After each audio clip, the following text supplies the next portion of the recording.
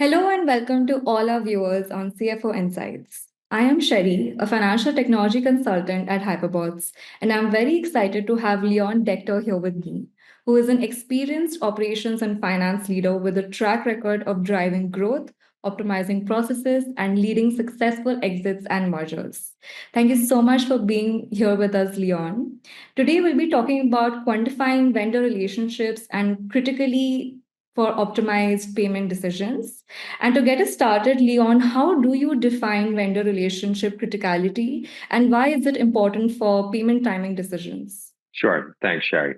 I take a look at vendor relationships a few different ways. There's quantitative and qualitative aspects to determining that relationship, but to quantify, you can look at things like transaction volume, historical relationships, longevity of it, and really criticality to the business as well. How much is it driving the operations and how critical is that vendor?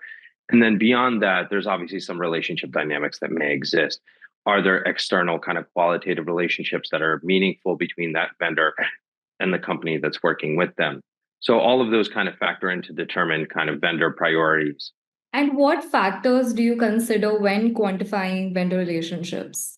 Factors are really kind of criticality to the business. What is that vendor providing? If that vendor was to go on pause, or is there a lever of meaningful impact to the business ongoing all the time? And then, really, the relationship also is there other additional relationship factors? Is that vendor potentially a business driver between the actual personal relationship that you own with them? But ultimately, that's kind of those things. Is this a potential vendor that in times of cash crunch that you could potentially turn an offer on? Is it a must have service or product that they're offering? Is really kind of some of those things that I would be looking at. And these factors that you talked about, how do you integrate them into a vendor relationship score using AI? So when you are able to actually pull all of that data into a source and not have to map that ongoing, it's not something that you always kind of have to take a look at from a vendor relationship standpoint all the time. You know, you don't look at it unless you really have to, and then you have to pull that stuff together manually, potentially in Excel or pulling together from different data sources.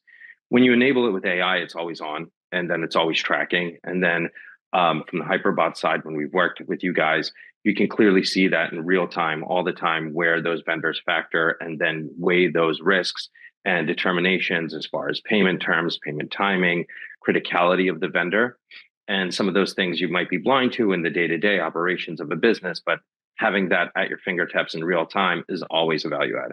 And how does this vendor relationship score influence your decision on payment timing? I mean, it's kind of everything. When it looks at payment timing, you're able, especially, in times of cash crunch, when I've been involved with companies, and sometimes it's not a factor, but when it is, it's really, really important to look at and making sure that you're not making decisions to put the business at risk in any kind of way or really sour a vendor relationship. You can kind of get a feel for where you're able to kind of push that line a bit and where you shouldn't. And having that information at your fingertips is just great. And at times of need, and you can save time because the timing of making those decisions matter, and you don't have to sit there and crunch those numbers manually. You have it. It's faster to making an executive decision. And to help us visualize all of this better, can you provide an example of how vendor relationship metrics have influenced payment decisions? Yeah, absolutely. I mean, you can really take a look and determine kind of how vendors should be paid in certain cases, whether you have to determine that there's a net discount term or an extension term with vendors. It can really expand and reduce the demand to use financing, external financing, or really manage through a cash flow situation.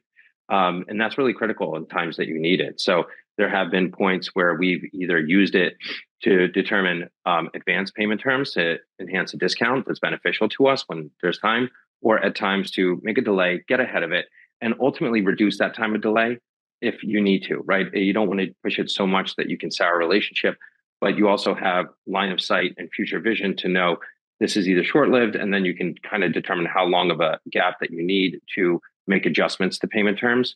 And it's really better for everybody. It's better for vendor and it's better for the company and executives that they kind of know, hey, there's a timeline to this, and you're not flying as blind and making better decisions as you go.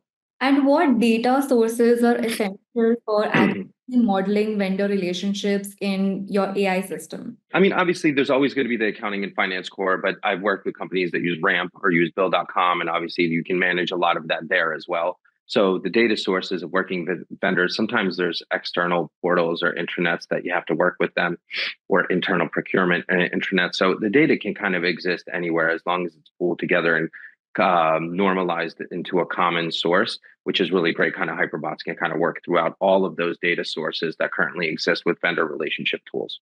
Thank you so much for being with us today, Leon. It's always, such an insightful conversation when you're around.